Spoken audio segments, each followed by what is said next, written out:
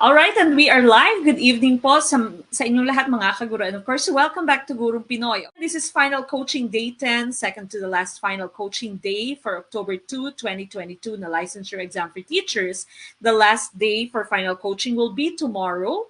Okay, so tomorrow po may klase tayo. Wala po tayong klase on Friday because may out of town si Coach Mek, no? So tomorrow instead of Friday, that's for your final coaching day 11. Then again, we will be reopening all the final coaching links ng quizzes for our final coaching group and also of course for our Team Piashena group.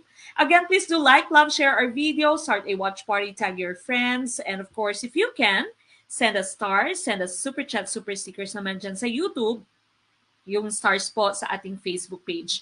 Maraming salamat to all our star senders, super chatters. And again, please do like, love, share our video, start a watch party, tag your friends. Kung ready ka na maging LPT, is-share ang ating video. Kung ready ka na mag-top ng ating licensure exam for teachers, is-share ang ating video. And of course, we are going to start after our opening prayer. Okay, we start with our opening prayer. Please join us, mga kaguro.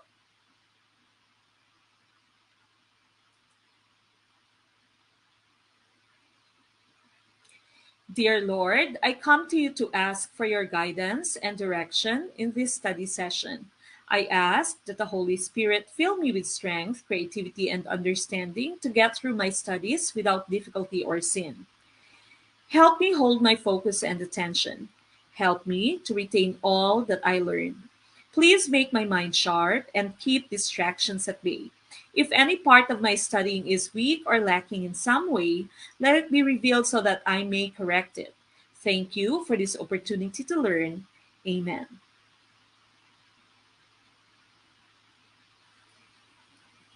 All right, now once again, this is final coaching day 10. Please do like, love, share our video, start a watch party, tag your friends. Again, if you are ready to pass the let, mag-like na, mag-love, at mag-share ng ating video. We will be starting in a few minutes. For our classified files, you need your PDF reader, okay? So some of the files are in PDF form. So make sure that you have your PDF reader. Gumamit po kayo ng Adobe. Kung hindi naman WPS, i-try kung paano po na paano niyo mada-download yung files, no? So again, please make sure that you have completed our form and make sure that you have a valid personal email address because that is where we will be sending all of the files. Okay, again, please do like, love, share our video, start a watch party, tag your friends, send us stars on Facebook, super chat, super stickers naman on YouTube. We start with question number 1. Okay, number 1. Which questioning practice promotes more class interaction? Is it letter A, asking rhetorical questions? Letter B, focusing on convergent actions? Letter C, focusing on divergent questions? Or letter D, calling a student to answer before asking the student? Okay, what is our choice for question number 1? Very easy question, very common question. Ano po yung ating sagot for question number 1? Okay, number 1, what is your choice? Okay, number 1, ICCs. Kung meron pong caption sa ating video po, pwede nyo po siyang i-turn off, no? Hanapin nyo po yung 3 buttons or 3 dots at i-turn off nyo po yung ating caption kung kayo po ay nadidistract sa caption sa baba ng ating video. Okay, I see a lot of letter C's for question number 1. Okay, letter C, question number 1.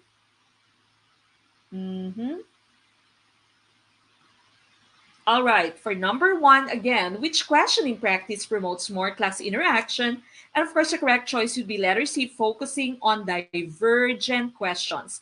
Again, the difference between convergent questions and divergent questions would be, ang converge mo, when you say converge, that means it is going to just one point, no? So when you say convergent question, there's only one answer, okay? So for example, you say, what's the name of our planet? The Earth, no? What is the largest planet? Jupiter, okay?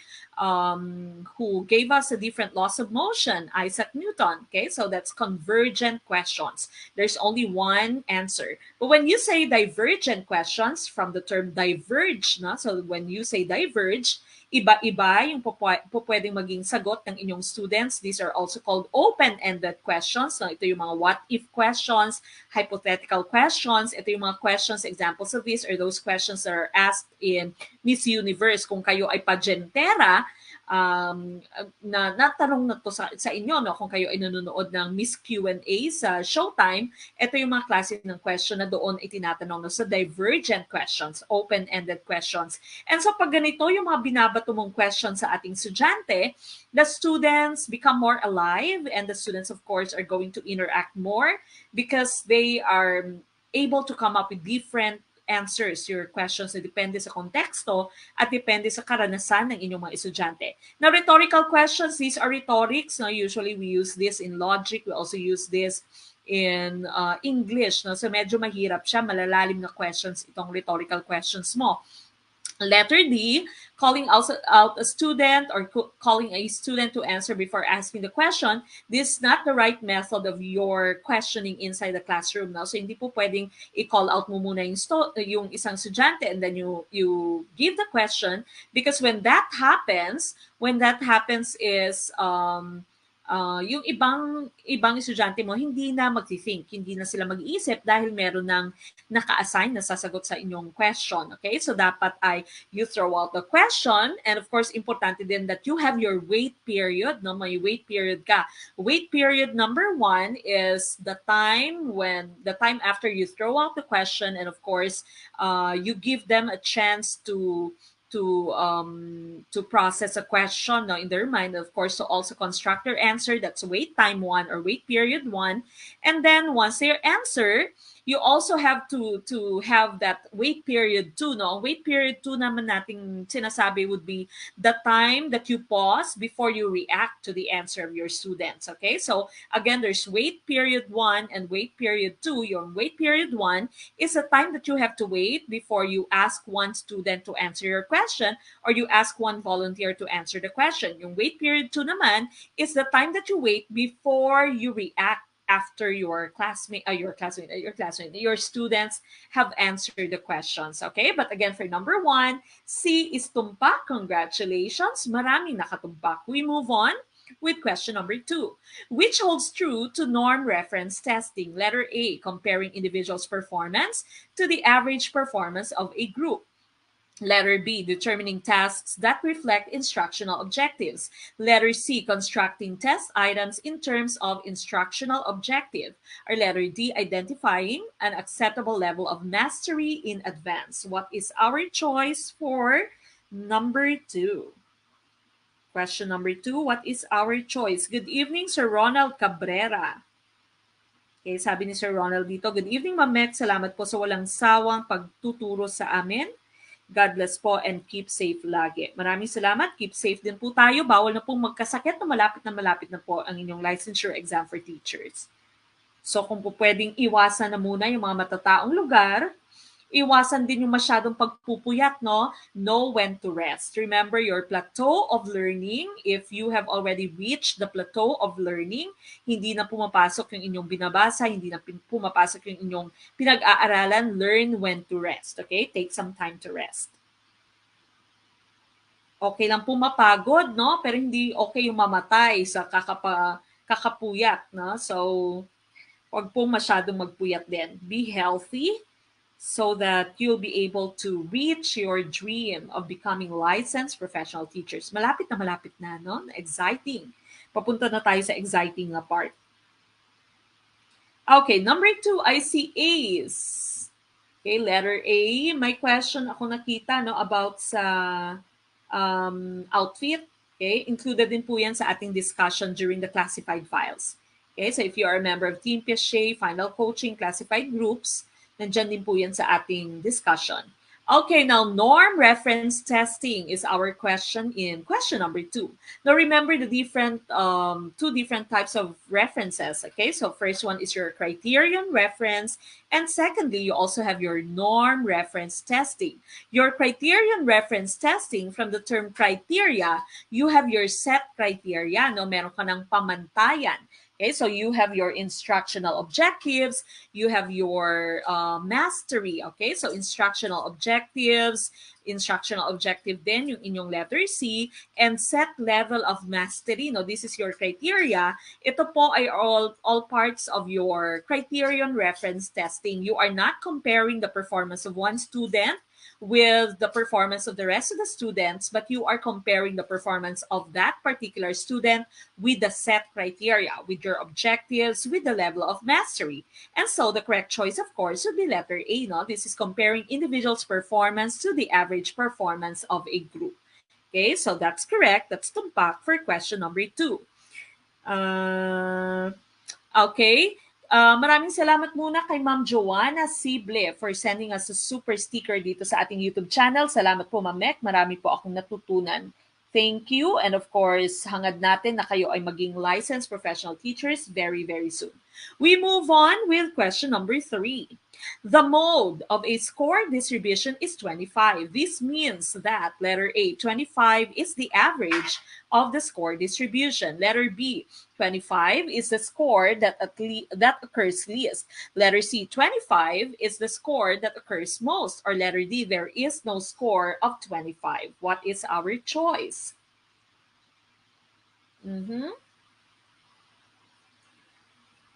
Okay, what is our choice for question number 3? Sir Wilmer Gutierrez, basahin ko lamang yung comment ni Sir. No? Feeling ko ready na ako pag mga final coaching natin ang sinasagutan ko.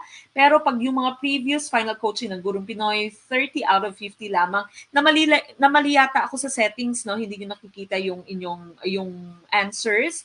So let me fix that later, no? I will try to fix the link sa ating quizzes sa final coaching. That was from January, no? And then, of course, you are going to reopen the final coaching for March and June. So, antabayanan niyo po yan, mga kaguro. Okay? Again, that's for our Team Piaget babies. Okay? So, antabayanan niyo po yan.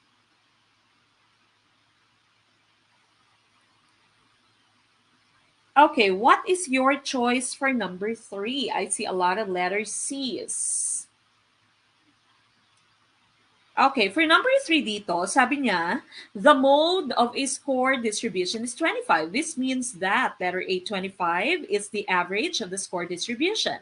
Letter B, 25 is the score that occurs least. Letter C, 25 is a score that occurs most.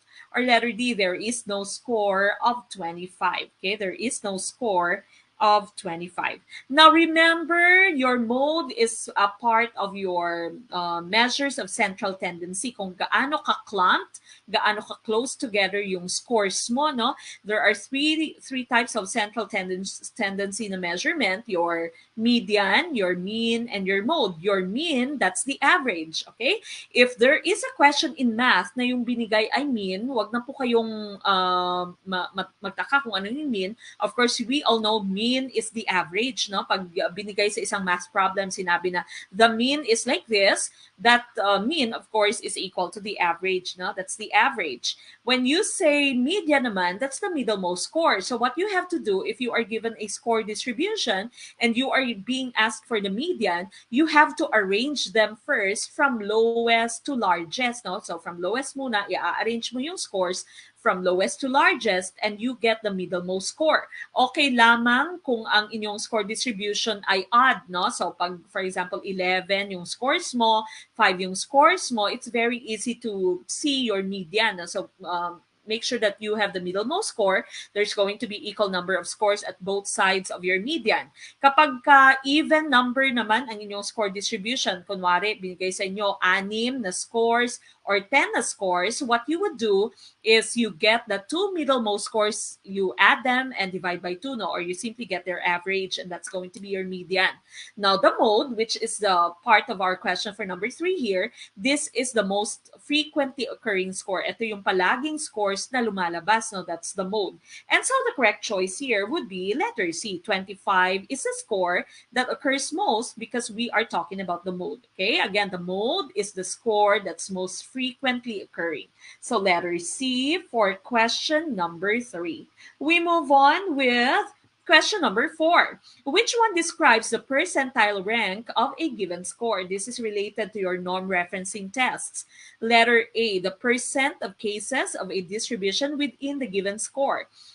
Letter B, the percent of cases of a distribution above the given score. Letter C, the percent of cases of a distribution below and above the given score. Or letter D, the percent of cases of a distribution below the given score. Okay, what is our choice for number 4? Maraming salamat, Sir J.R. Sereno, for sending us a super sticker sa ating YouTube channel. Maraming salamat po. Okay. All right, what is our choice for question number 4? Mm-hmm. All right, basahin ko lamang ang comment ni Ma'am.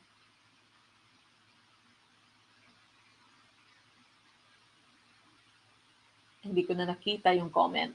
Ma'am Estelle Tangko, maraming salamat po for sending us a super sticker. Kapag kayo po ay nag-send ng super sticker, no, or stars at hindi ko napansin dahil marami po tayo nagko-comment, pasensya na po.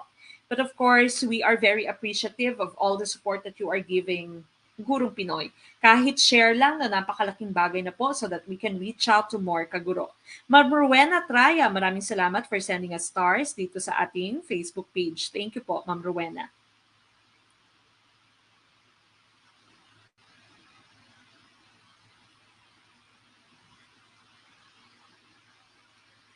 Okay, what is our choice? Okay, so again, wag po kayong kabahan, no? Lalong na kapag kayo ay member ng ating Team Piaget, kahit na ilang beses na po tayong na-fail, no? Wag po kayong kabahan. Marami po tayong mga kaguro na nagpaalaga sa Gurong Pinoy at ngayon ay mga licensed professional teachers na. The highest number of times that I have seen, no, na isang kaguro natin nag-comment 18 times na kumuha ng let. And of course, sa Gurong Pinoy, naipasa na niya yung let. Ma'am Sarah Jane Mangubat, maraming salamat po, ma'am, for sending us a super sticker. So wag po kayong kabahan, especially if you are part of Team Piaget. Kaya po yan. Okay, so sabayan lamang po ng dasal and of course, sabayan din ng pagsisipag. Andiyan na po lahat ng ating videos, lahat ng ating files sa Team Piaget. Lahat po ay gagawin natin. Magta-tumbling, magsisplit po si Coach Mec para po kayo ay makapasa, no? So again, some of our kaguros ay kumuha, nag-take ng let ng 18 times, 15 times, 10 times, 8 times, at ngayon ay pasado na po. Okay? So, wag pong kabahan. Magtiwala lamang po, of course, sa Panginoon, sa inyong kakayahan, and of course, sa Gurong Pinoy. Kayang-kaya po natin yan. Ma'am Niyaso, MZ, maraming salamat po for sending us stars. Okay, now which one describes the percentile rank of a given score? Kunwari, 85%. Again, pag percentile rank yung ating pinag-uusapan, this is norm referencing. You are trying to compare the performance of a student with that of the entire group. So, anong ibig sabihin, for example, ng 85% the percentile rank? Is it letter A, the percent of cases of a distribution within the given score? So, within the given score, yung 85%. Letter B, the percent of cases above the given score. No? So 85%, yung scores ng inyong mga classmates above your score. Is it letter C, the percent of cases of a distribution below and above? Or is it letter D, the percent of cases of a distribution below the given score? Okay? What is your choice for number 4? I see A's, D's. Okay, iba-iba yung ating sagot, no? Mukhang maraming ligwa. All right. The correct choice here for number 4 is letter D, the percent of cases of a distribution below the given score. Okay, so when you say 85%, that means you have scored higher than 85% of your classmates. Okay, so again, makinig, when you say 85%, ang inyong percentile rank, you have scored 85% higher than the rest of your classmates. Okay, so yung choice natin dito would be the percent of cases. The rest of the cases would fall below your given score, no? 85% sa inyong mga estudyante ang below sa inyong given score. Okay, so letter D for question number 4. Letter D po ang ating tumpak na choice. Okay lang maligwak, importante sa October 2, tama na yung ating choice. We go to number 5, to the rationalist, which is the highest faculty of a man. Letter A, senses. Letter B, reason. Letter C, emotion. Or letter D, will. What is our choice? Okay, sabi ni Sir Jeff TVPH, yun pala yun, wala kasing situation. No?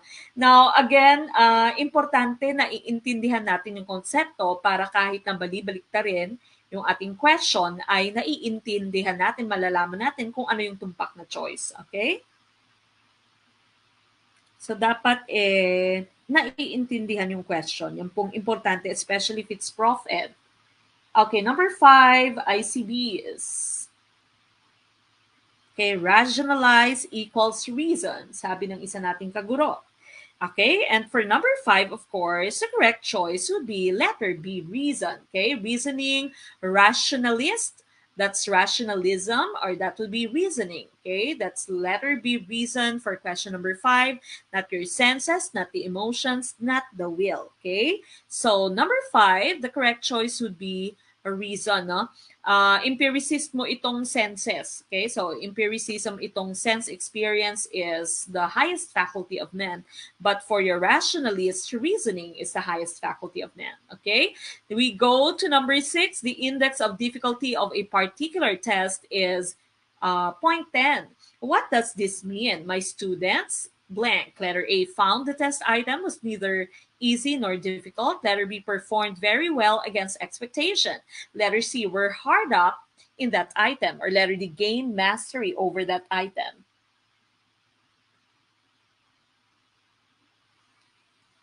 Okay, what is our choice for question number 6? Okay, meron tayong request dito. Hello po, Coach Mex. Sana po maagahan ang pag-send ng classified files para po makastudy kami sa weekends. Thank you so much po.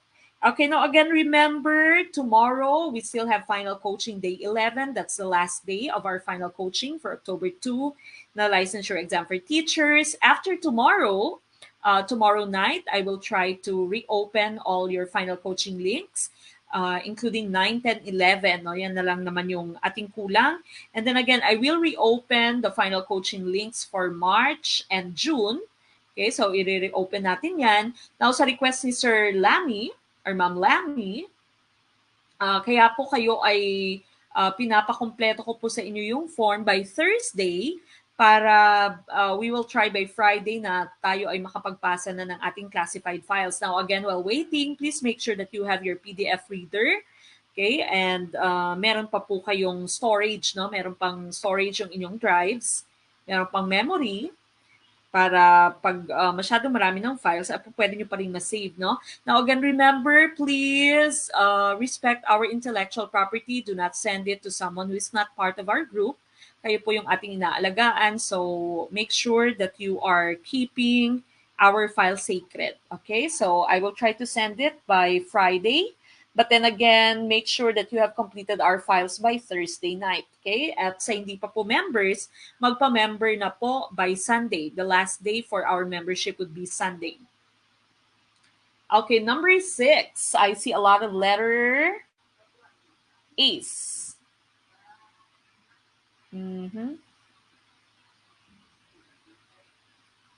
Okay, number 6, letter A. Okay, so sabi dito sa number 6, your index of difficulty is 0.10. Okay, so kasi when you are given the decimal, no, decimal ito na 0.10 or 0.10, pwede mo siyang i-convert into percentage, no? So what you do is you simply move the decimal point 2 times to the right, and of course you write your percentage sign. So that means yung 0.10 or 0.10 mo dito, this would be equal to 10%. So 10% lamang ng inyong mga estudyante yung nakakuha ng tumpak na choice, no? So what does this mean? My students blank. Now, if you can see, Okay, sabi ng letter A mo, found the test item was neither easy nor difficult, no? So medium lamang yung difficulty ng item. Letter B, performed very well. Ang letter D mo, ganun din, gain mastery over that item. Your B and D are the same, no? Performed very well. They have gained mastery. That means na master na nila, they have performed very well. But it's only 10%. So remember, this is 0.10 or 0.10 in decimal. In percentage, this would be 10%. 10% lamang ng inyong estudyante nakakuha ng tumpak na choice.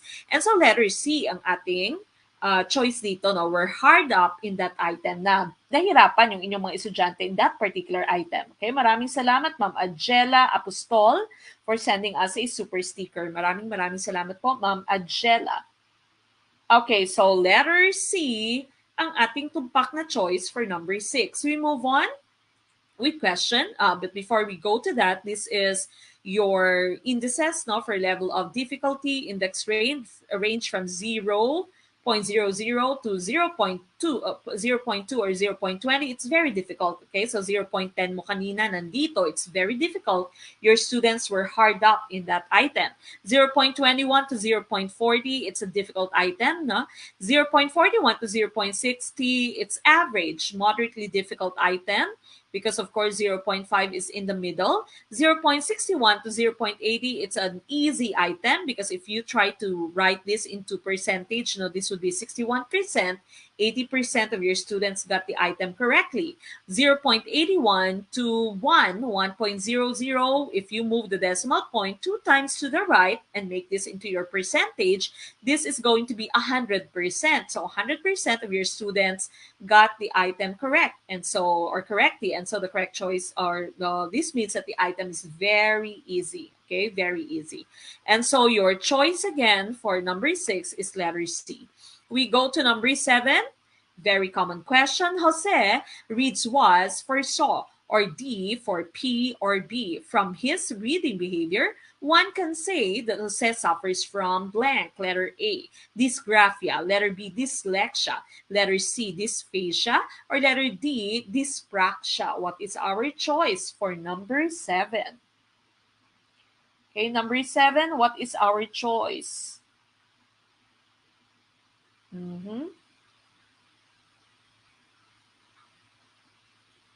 Okay, number 7, I see a lot of letter D's.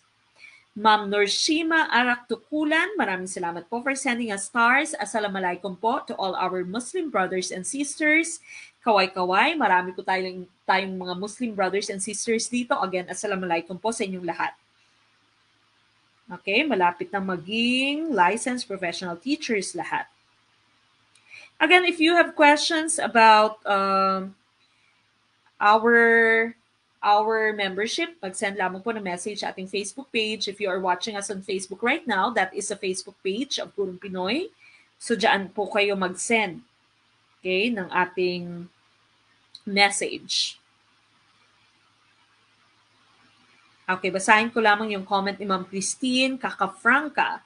Na anak ko'y laing review center, nag-iapilan, pero wala na kampante, maong ni join ko sa Team Piaget. Karon confident na ko nga ma-LPT na ko this October 2. Thanks to you, Ma'am Mek. Okay, so maraming salamat. Inaintindihan naman natin yung comment ni Ma'am Christine. Sabi niya meron na siyang ginoy na review center, pero hindi pa siya kampante. Ngayong nag-join na siya sa Team Piaget, confident na siya to take the LET. No? And so, again, kapag ikaw ay member ng Team Piaget, I'm pretty sure na confident na kayo. Alam nyo na kung paano lalaruin yung LET. Okay? So, medyo less ka ba na? Alright, I see a lot of letter B's for question number 7. And so letter B again, ang ating tumpak na choice here. No? This is dyslexia. If you can remember again, yung classic example natin is si Ishan sa Every Child is Special na movie. No? Siya ay hindi masyadong nakakapagbasa because of course, he had dyslexia. And he would always say the letters are dancing. No? So that's being dyslexia. Na-i-interchange mo yung mga letters. It's a reading or it's a learning disability in reading. Maraming salamat muna kay Sir Fitzgerald Almazon for sending us a super sticker. Now, dysgraphia, the rest of your learning disabilities here. Now, dyscalculia, again, this is difficulty with math. Dysgraphia, your choice A, is difficulty in writing. And dyspraxia, this naman is difficulty with fine motor skills. Okay, so your choice here is letter B, dyslexia. Dysphagia, this is difficulty in speech. No? Ito yung meron si si Bruce Willis, no? Bruce Willis sa ngayon, meron siyang dysphagia. Okay, but letter B, yung ating choice for question number 7. We move on with question number 8. In which cognitive development stage is a child unable to distinguish between his own perspective and someone else's? Letter A, pre-operational stage. Letter B, concrete operational stage. Letter C, sensory motor stage. Or letter D, formal operational stage. What is our choice for question number 8? Number 8, what is our choice? Ma'am Maria Cecilia Sioko, meron na po bang audio? Sir Renante Elias, mag-send po ng message in this page, no, after po ninyong manood.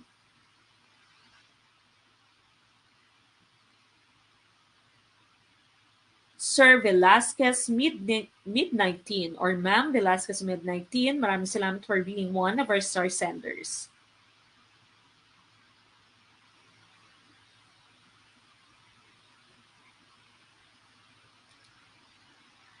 Okay, what is our choice for question number 8? Number 8, tingnan natin, ang karamihan ng inyong choice is letter A. Okay, so sabi na number 8, in which cognitive development stage is a child unable to distinguish between his own perspective and someone else's? Unang-una muna, no, ano ba yung ating pinag-uusapan? Anong characteristic ito ng isang bata in this certain stage? What is this characteristic? When the child is unable to distinguish between his own perspective and someone else's, ano ito? Okay, anong characteristic ito? Egocentrism. Tama, no? Egocentrism po yan.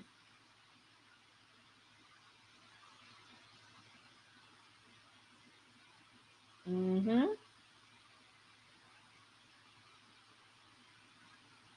Okay, so that's egocentrism. So where can you find that characteristic? In the 4 stages of cognitive development, according to Jean Pechet, saan makikita yung egocentrism? And of course, the correct choice would be letter A, pre-operational stage. Balikan natin yung periods of cognitive development. Remember, you have 4 different stages: smart people, cooked fish, sensory motor, pre-operational, concrete operational, and formal operational. Now, from the term sensory motor sa inyong first stage, the child is using his senses to improve his motor skills, no? So, he uses his senses, motor skills, object permanence, yung pinaka-milestone dito. Once na na-reach na ng child yung object permanence, that means po pwede na siyang ma-move on sa next level. No? When you say object permanence, alam na niya na kahit na covered yung isang bagay, ay nandyan pa rin yung isang bagay. Alam na niya na kahit si nanay ay pumunta sa work, his nanay exists. No? Kaya yung during this time, meron ng separation anxiety yung anak nyo, no? Kapag ka nagbahay kayo, pupunta na kayo sa work, umiiyak na yung anak nyo because the anak already knows or the anak has already reached the object permanence na stage, no? Because prior to this, yung child mo meron pang what you call out of sight, out of mind. Kapag hindi niya nakikita, hindi na naaalala, no? But once the child has reached object permanence, alam na niya na even if this object is hidden, or this object is covered, is just there, no? So that's object permanence. Now, the next stage is pre-operational. You have your symbolic thinking. The child's imagination is very wild. The child is talking to the different objects inside the room, no? And the child thinks that the fan, the wall, the doors can all talk, can all can all socialize with him. No, that's symbolic thinking. Language is used, language is being developed, and egocentrism, ito kanina yung ating pinag-uusapan. The child is very selfish. The child thinks that what he can see, the rest of the people around him can also see. Imagination, his experience grows, and the milestone would be the child decenters, no? Because prior to this, the child still has centration. The child is focused on just one aspect of an object. Okay. Now the next stage is concrete operational. Logic can already be applied, but just using concrete objects. Wala pa masyadong abstract na logic yung bata, no? Conservation is reached. That means the child has already decentered nga, hindi lamang focus sa isang aspeto ng isang bagay, but the child already knows na kahit na ilipat niya into a taller, narrower glass yung 100 ml of water, the amount or the volume stays the same. Numbers are learned, the concept of numbers, seriation is done. No? The child can already form series, the child can already classify, but then again, remember, no, the child still uses concrete objects when they're learning. Then, of course, you have formal operational, that's hypothetical thinking, abstract reasoning, and so on. Okay?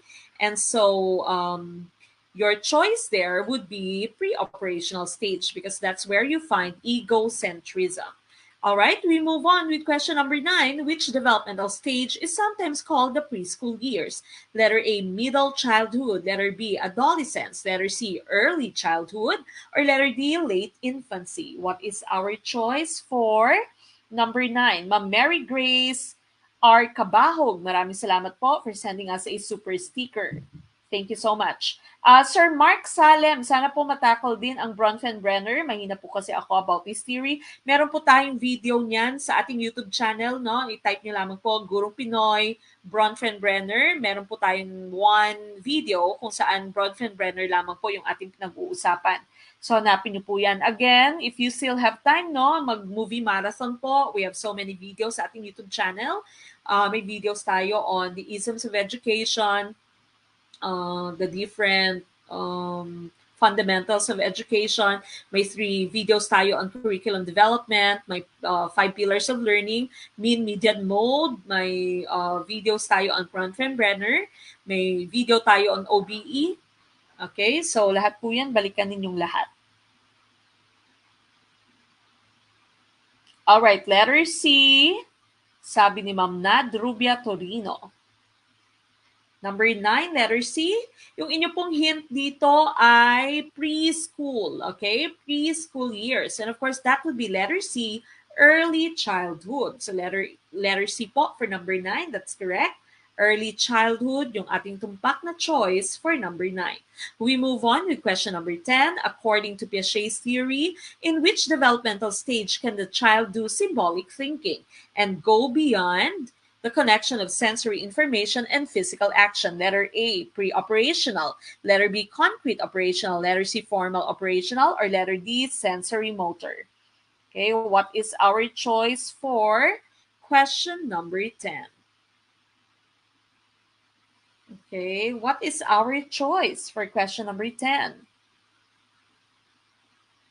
All right, again, the last day for our membership is only until Sunday, no? Because nangangala pa po tayo, kinokollect po natin lahat ng inyong email for our classified files. If you are already a member of Team Piaget or Final Coaching or Classified Files Group, make sure that you have completed the Google form dahil dyan po isi-send yung ating classified files. Make sure that you have a PDF reader. Make sure that meron na pong may available storage yung inyong phone or inyong laptops if you are using your laptops.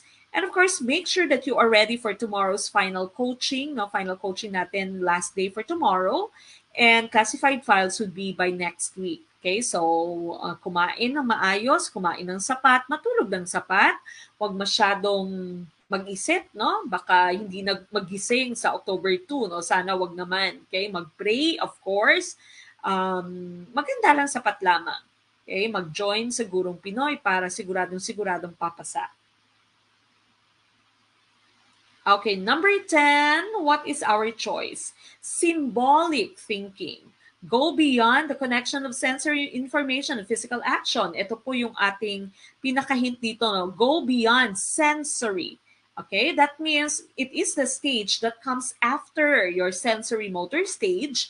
Your Piaget stages are smart people, cook fish, sensory motor, pre-operational, concrete operational, and formal operational. And so the correct choice here is pre-operational, no, after symbolic thinking. Or not after symbolic thinking, no, the child can already do symbolic thinking rather. And after sensory information. And so letter A po ang tumpak na choice dito. No? Remember, after sensory motor stage, you have pre-operational, then concrete operational, then formal operational. Pre-operational is where the child can do symbolic thinking. So letter A for question number 10. We go to number 11. Which teaching which teaching method is intended primarily for skill and concept mastery by way of practice? Letter A, project. Letter B, supervised study. Letter C, drill. Or letter D, review. What is our choice for question number 11? Ma'am Cherry Maylu Chavez, maraming salamat po for sending us a super sticker. Thank you, Ma'am Cherry. Okay, what is our choice? Number 11.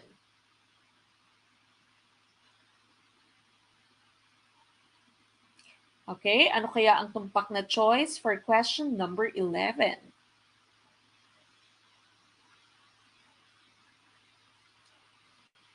All right, number 11, I see Cs. Okay, now you have your terms mastery, no? Mastery po yung ating hinahanap na nakikita nating term dito. That is your hint. Remember, mastery, drill would always be together. Okay, so drill yung ating tumpak na choice. For your students to reach mastery, you should give them drills. Okay, so ito po yung ginagawa especially sa math, no? Mastery and drill would always come hand in hand. Kapag ka may mastery sa inyong question, drill yung inyong magiging sagot. Kapag ka may drill sa question, mastery yung magiging sagot. Mastery, drill, and criteria. No, criterion reference testing. Ito po yung always together. Mastery, drill, criterion reference. Okay? Mastery, drill, criteria. Palagi po silang magkakasama. Okay, so that's letter C for number 11 at your project, supervised study, and review. Okay, so 11, letter C ang ating tumpak na choice. We go to number 12. In which competency do the students find greatest difficulty? Okay, is it letter A, 0.10, letter B, 0.90, letter C, 1.00, or letter D, 0.50? Facebook user, Mamek, ano nga ulit yung classified files ang pinapaliwanag kanina? Again, yung sa classified files po, unang-una natin pag-uusapan the do's and don'ts of the LET. What are you going to bring sa LET? Are you going to quarantine or not? Are you going to bring your health declaration form or not? Your vaccine certificate or not? What are you going to wear? What will you do? What are some of the other things that you need to bring? How are you going to answer the Gen Ed, the Prof Ed? How are you going to shade the answer sheet? Ilang oras ba yung Gen Ed? Ilang oras yung Prof Ed? Ilang oras yung major? Ilang percentage dapat para makapasa? And so on and so forth. No? That's your do's and don'ts of the LET, the ins and outs of the LET. Yan po yung unang-una nating pag-uusapan sa ating classified files. Then of course, you are asked to complete the form. Nandiyan po yung form sa ating Piaget or sa final coaching na group or sa classified files na group, kumpletuhin yung form, make sure na valid email address yung inyong nilagay, at personal na email address, wala po yung .edu.ph kasi baka hindi po kayo maka-receive no, ng ating files. And make sure that you have your PDF reader, no? Kasi iba nating files are in PDF form. Okay, so by Thursday, by tomorrow, complete na po yung form para po maka-receive kayo. No? I will try na by Friday, ay makapag-send ako ng ibang files. And again, wala po tayong pasok, no? Wala po tayong klase sa Friday because may out of town po ako. Yung pasok po natin for the last final coaching day would be tomorrow. Okay? So tomorrow night, meron pa po tayong pasok. And Friday, I will be reopening your final coaching, all links until final coaching 11. Then the rest of the final coaching, then your classified files, unti-untiin ko na by Friday. Okay? So make sure again na na-follow nyo na yung instructions at na-kompleto nyo na yung form for our classified files. Okay? Now, number 12, ano po yung ating tumpak na choice? Number 12, ICAs, no? So, in which competency do the students find greatest difficulty? Yung hinahanap dito, greatest difficulty. Saan nahirapan yung inyong estudyante? Now, remember, kapag ka uh, 0.10 ito, okay, 0.10 ito, ay pwede mo siyang isulat as percentage, no? So what you do, pag medyo hirap kang i-interpret siya, by looking at the decimals, you make this into percentage, okay? So you move the decimal point 2 times to the right and write the percentage sign. So 0.10 is 10%, 0.90 is 90%, 1.00 is 100%. 100% of your students got the item correctly. And 0.50, that's 50%. We are looking for the item where the students find the greatest difficulty, and so letter A yung ating tumpak na choice. Okay, so 0.10, that's only 10% of your students got it correctly. So letter A for number 12. We go to number 13. What psychological principle is invoked when a teacher connects the new lesson to the one just completed so that the student may gain a holistic view of the subject? Letter A, conceptualization. Letter B, recognition. Letter C, stimulation. Or letter D, apperception. What's our choice for number 13? Number 13, what is our choice? Aha.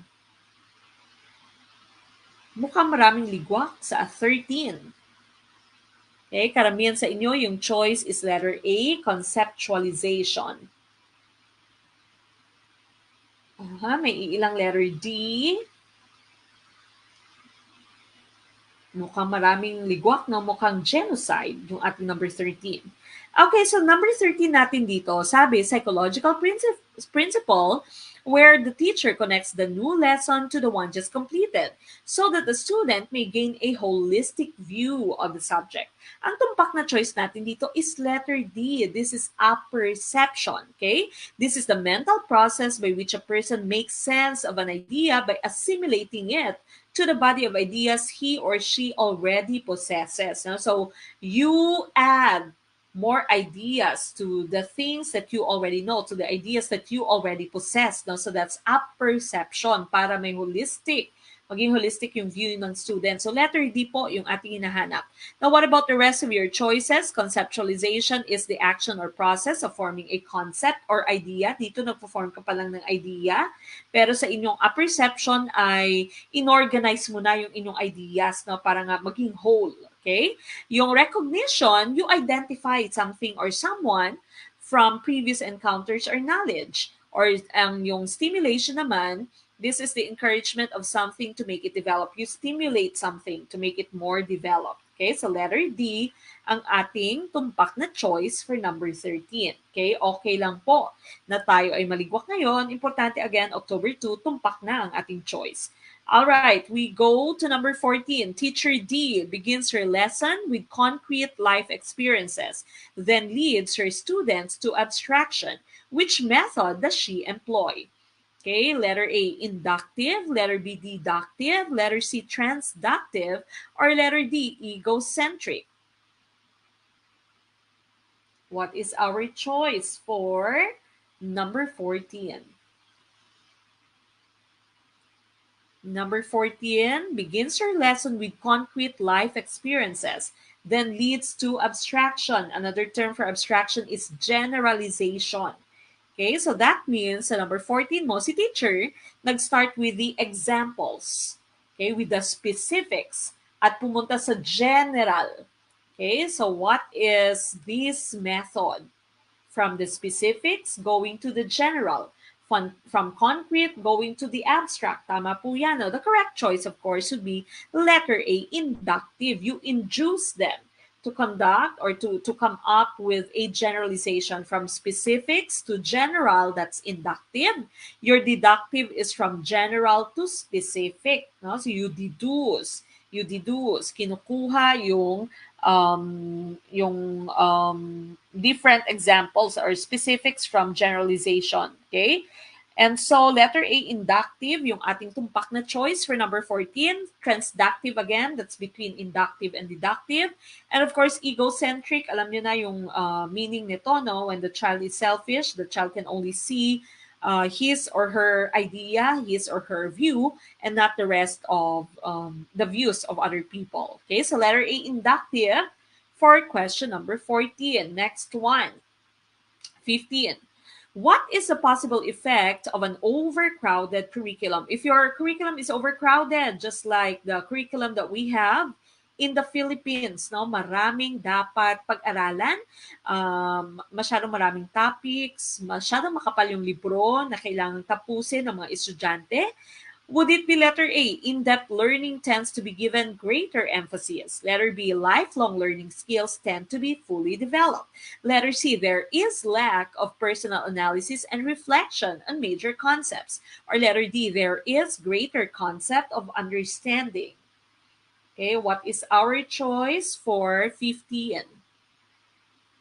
Pag napakarami ng topics mo, napakarami ng kailangan mong i-discuss in one school year, and so si teacher ay nagmamadali because the teacher needs to discuss the book from cover to cover, no? Then what happens? Ang letter A mo is very positive. The in-depth learning is great, has greater emphasis. Letter B mo is also positive. Lifelong learning skills are developed. Letter D mo is also positive. There is greater concept of understanding. Letter C is tumpak for number 15. O, tama yan. Sabi ng isang kaguro, hindi ko lang nakita yung name. Negative question, negative answer. Okay, so letter C for number 15. We move on with question number 16. Why is it sound? Why is it good to encourage our students to define terms in their own words? Because, letter A, students remember information better when they mentally process it in some way. Letter B, they ought to connect the terms that they learn with other terms. Letter C, this is one opportunity to brush up with their English. Or letter D, defining the terms in their own words helps them memorize the definition faster. Okay, what is our choice? Bakit mo pinapa-define sa isang estudyante or sa inyong mga students yung mga terms using their own words? For example, you're a science teacher. Why do you ask them to define photosynthesis using their own words, or matter using their own words, or a polygon using their own words, no? Or, for example, simile using their own words? What's your choice? Okay, the correct choice here, of course, would be letter A. Students remember information better when they mentally process it in some way. This is constructivism. Okay, so the students were able to construct their own meaning of the term, and they are able to come up with their own meaning, and so learning becomes more meaningful and learning becomes more permanent, no? You don't just give them the different definitions, okay? So wag lamang ibigay sa kanila yung different definitions. Letter B, they ought to connect the terms that they learn with other terms. It's not for connection of terms. It's not only for their English, and it's not for memorization. No, we don't usually encourage memorization. Dapat naintindihan nila yung konsepto, dapat naintindihan nila yung meaning ng isang term, kaya pinapagamit mo sila ng kanilang sariling word. Okay, so this is constructivism. Letter A for 16. We go to number 17. Edgar Dale found out that people generally remember 10% of what they read, but generally remember 90% of what they do. What does this imply to a teacher's instructional planning? Is it letter A, plan a detailed lecture and provide the students with your lecture outline? Letter B, give many reading materials to the students. Letter C, plan for an activity where students can do the real thing. Or letter D, outline the lesson on the board. What is our choice for question 17?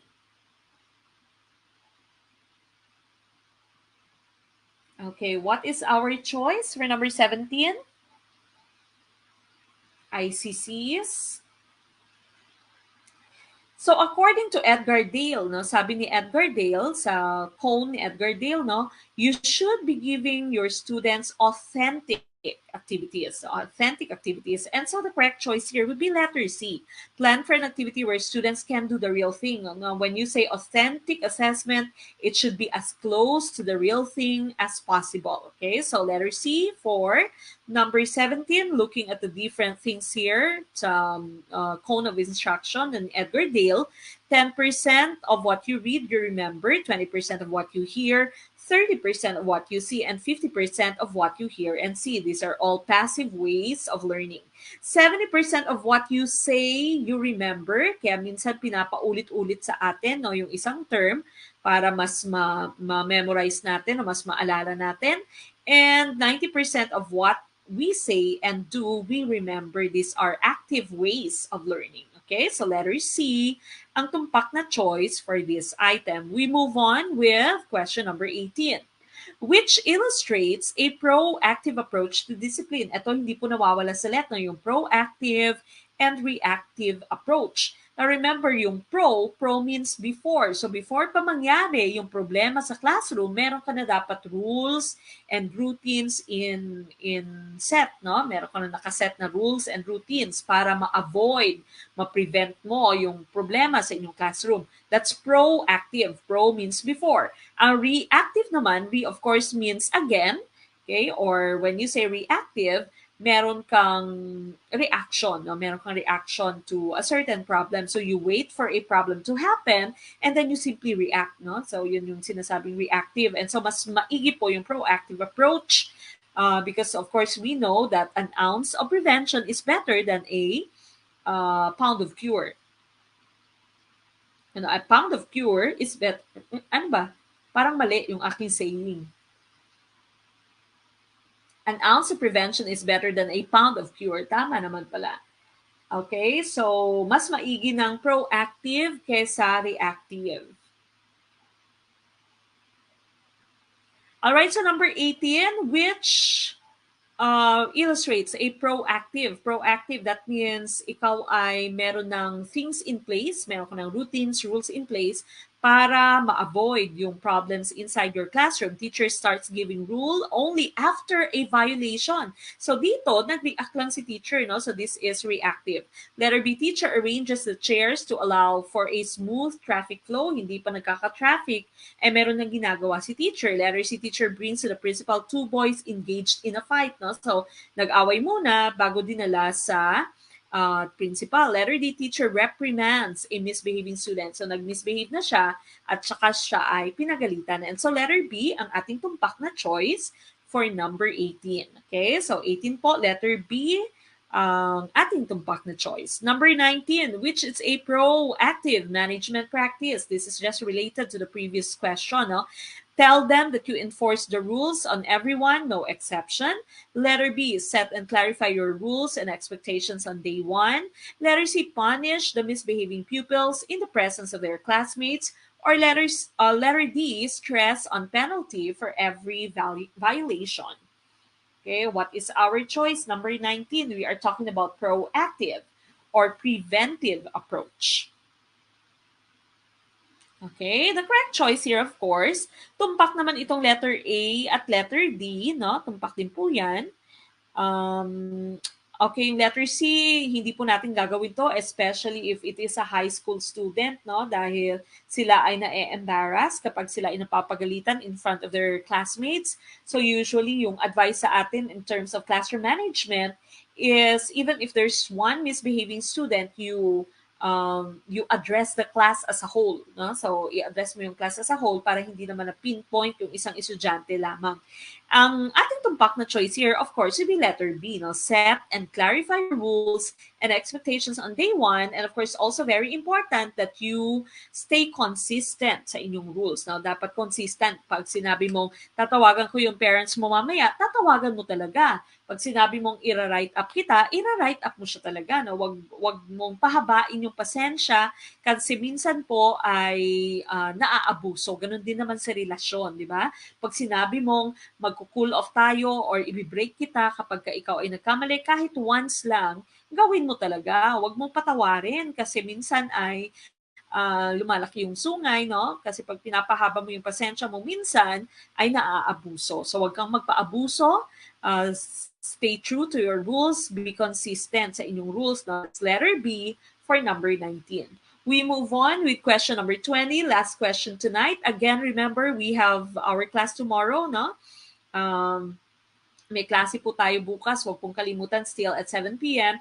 Meron po tayong quizzes bukas. Still, I will try to post it no, as early as I wake up at 5:30 para mas marami kayong chance na masagutan. Ang iba kasi nating mga mothers dito ay nagsasabi na mas maiging mas maaga kasi tulog pa yung mga nang-aagaw daw ng cellphone nila. Okay, so when I wake up at 7, not 7, at 5:30, I will be posting the links sa ating last final coaching tomorrow at 7 p.m. Of course, we are going to have our discussion by tomorrow night. Okay, wala po tayong pasok. Libre po kayo mag-date sa Friday.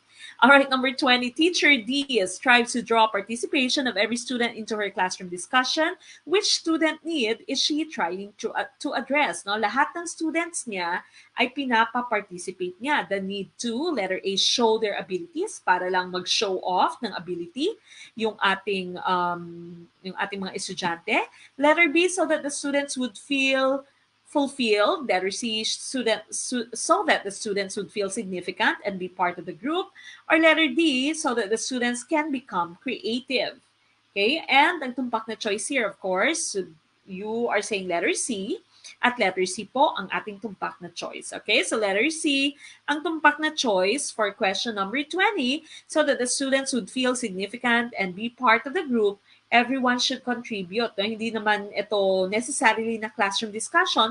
Po pwede siyang, for example, planning for your Christmas party. Malapit na yung mga Christmas party. No? So planning for your Christmas party, I want all of you to participate because I want all of you to feel significant, that you are important, and that you are a part of our group. Okay, so that's letter C for number 20. And of course, that ends our discussion for tonight. Again, after this, please do complete your Google form. Kung hindi pa po kayo nakakakompleto ng ating Google form, kompletuhin na po, i-include yung inyong FB names, no? Because we are trying to check kung talagang member kayo ng Gurong Pinoy. And of course, make sure na meron kayong PDF reader, may enough storage yung inyong phone if you are using your phone to review. And valid yung inyong email address na walang .edu.ph. Okay? That ends tonight's discussion. This has been Coach Mek of Gurong Pinoy. Of course, magkita-kita po tayo bukas. I leave with the saying, malit man nabuti ng mga kaalaman, ang dulunto ay malaking kaginawaan. Maraming salamat. Good night, mga kagurong.